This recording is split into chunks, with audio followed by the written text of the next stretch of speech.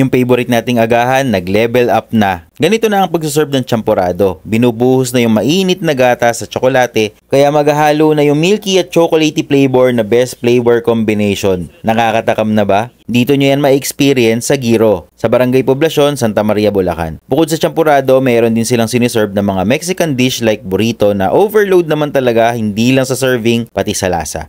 Burrito, try natin.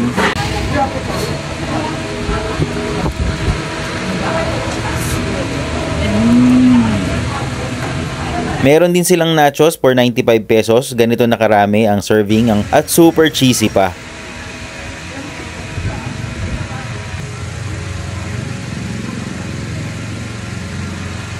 Nag-serve din sila ng burger, birria, quesadilla at pahita.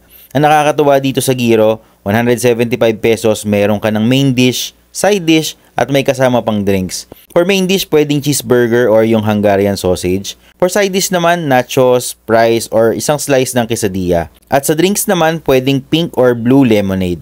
Sulit na sulit, 'di ba? Wala pang 200 pesos, busog na busog ka na sa mix and match nila. Kung gusto niyo matikman at ma-experience ng champorado for 225 pesos or yung 175 na mix and match nila, punta na kayo dito sa Giro sa Barangay Poblacion, Santa Maria, Bulacan. Maraming salamat!